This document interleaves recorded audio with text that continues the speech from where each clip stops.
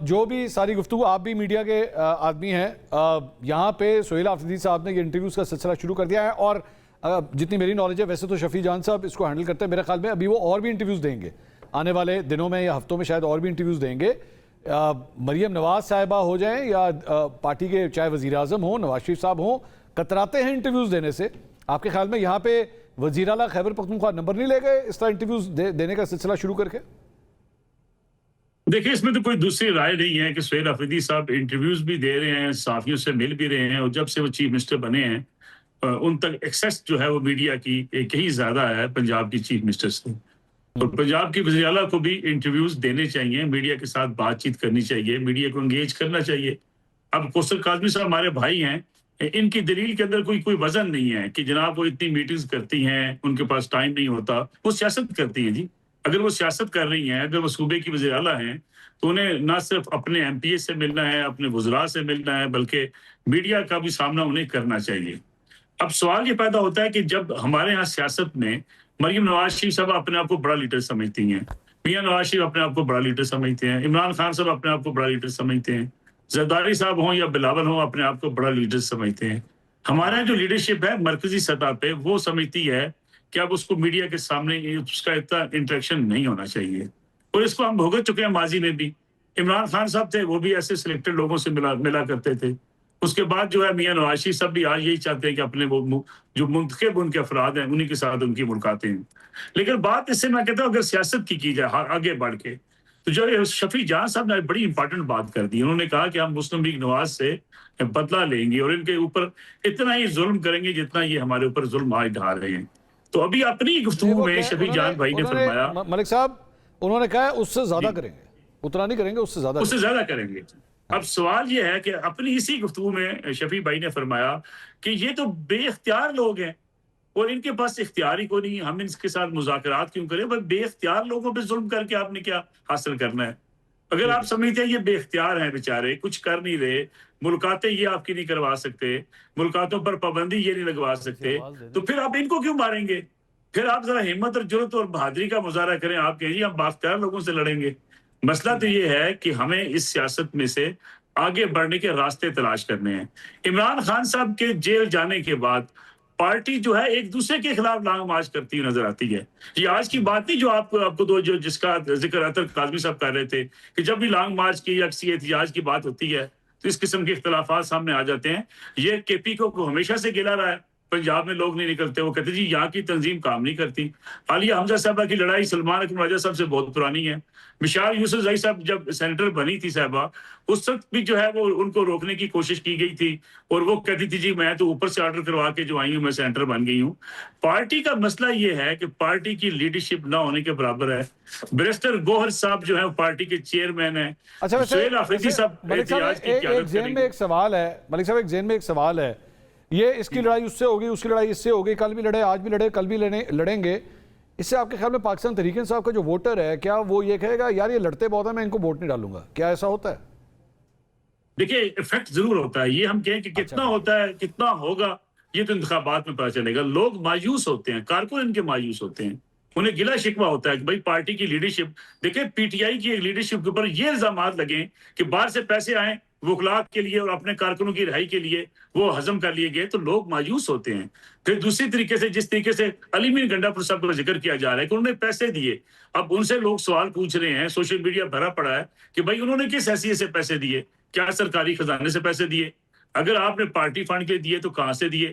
اس لیے میں سمجھتا ہوں ان کی آپس کی لڑائیاں ان کے کارکنوں کو مایوس کرتی ہیں، اور یہی وجہ ہے سلمان اکرم، اگر ہم یہ بات کہیں گے کہ احتجاج ناکام ہوا تو ہمیں تو گالیاں دیتے ہیں، لیکن یہی بات سلمان اکرم راجہ صاحب نے کہا کہ جناب احتجاج جو ہوا اس میں لوگ نہیں آتے، اراکین پارلیمنٹ نہیں آتے، اراکین پارلیمنٹ 50,000 روپے دینے کو تیار نہیں ہے۔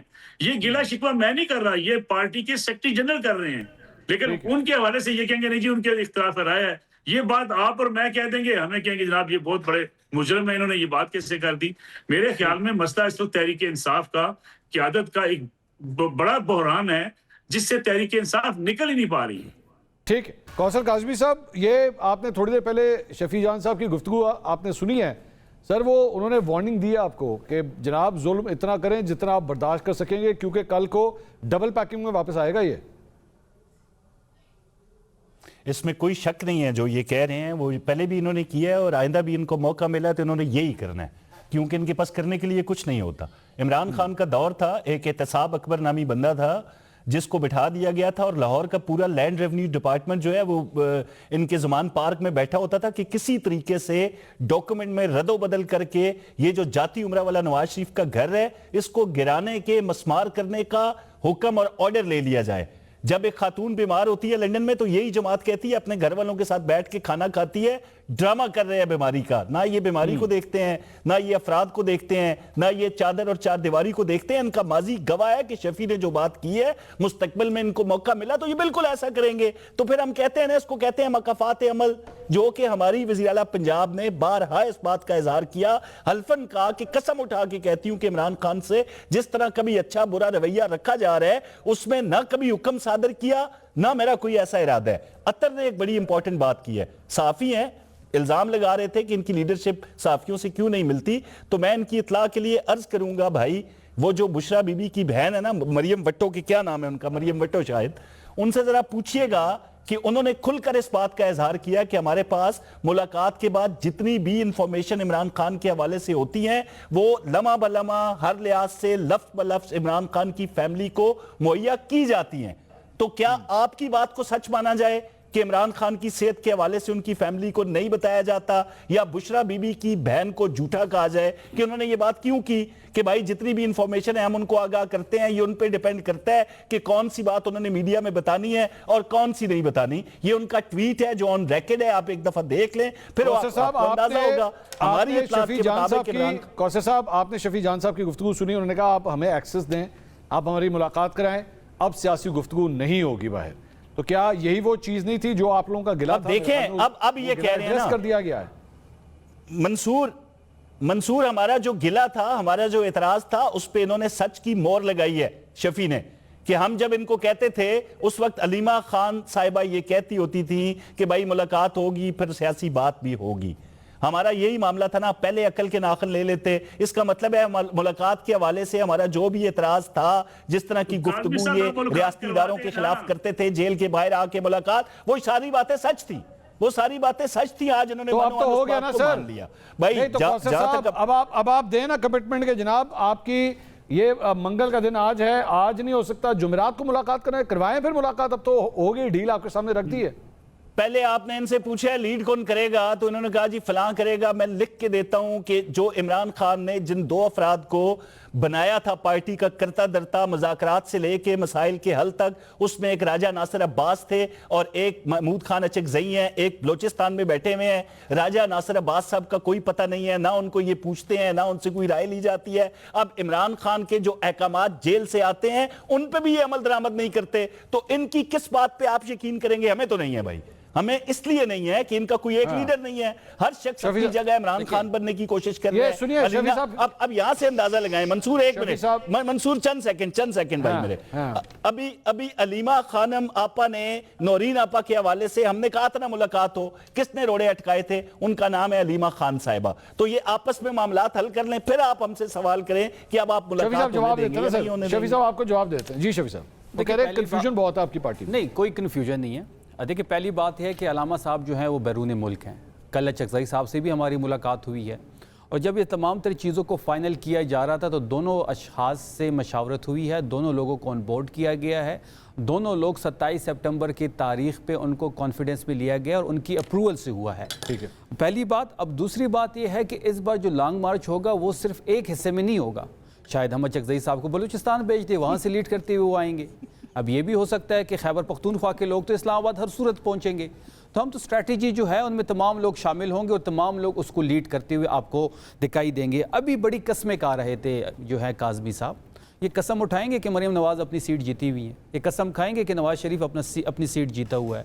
دیکھیں قسمیں نہ کھائیں, سب کو پتہ ہے کہ آپ کے جو رویے ہیں. چلے قسم اٹھائیں کہ 2018 کا انتخاب شفاف ترین تھا اور آپ کو کسی ڈیڈی جان، ابا جان، والد گرامی کسی کی حمایت، آپ قسم اٹھائیں اس بات پہ کہ 2018 ہمیں فائز عیسیٰ بھی نصیب نہیں تھا، ہمیں باجوہ بھی نصیب میں نہیں تھا، عوام نے منتخب کیا تھا، یہ قسمیں نہ اب سن اٹھایا لینا، کریں بھائی میرے، آپ نے بات دونوں جو قسمیں رکھے ہیں دونوں نہیں کھا سکتے۔ نہیں، اب انہیں بات کی، میں نے تحمل سے سنی، اگر آپ تحمل سے سنیں گے تو بہتر ہوگا، اگر نہیں سنیں گے تو پھر آپ بات کریں گے، میں بات کروں گا، نہ آپ کی بات کا کسی کو کوئی۔ کوثر صاحب آپ بات سن رہے ہیں شفیع صاحب کی؟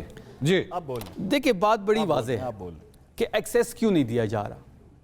دیکھیں کل کی پریس کانفرنس میں چیزیں واضح کر دی، اب صحت کے بارے میں صورتحال اگر تشویشناک ہے تو تشویشناک خبریں ہم تو وہ تک کہہ رہے ہیں کہ پہنچ اب جو چیز آپ ماننے کے لیے تیار ہو گئے ہیں کہ سیاسی گفتگو نہیں ہوگی، یہ پہلے دن سے آپ مان لیتے تو بات ہی وہیں پہ اتنی لمبی ہونی تھی۔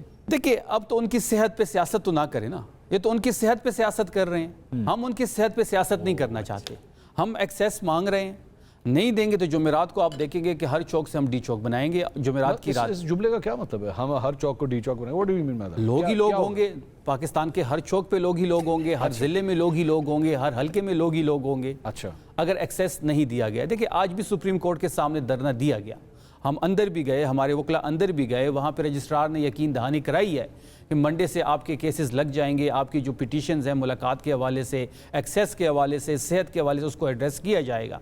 اب ہم جمعرات کو دوبارہ ٹرائی کریں گے کہ ہمیں ایکسیس دیا جائے، کیونکہ جمعرات بھی خان صاحب کے ملنے کا دن ہے، اگر نہیں دیا جاتا تو جمعرات کی رات آپ دیکھ لیں گے۔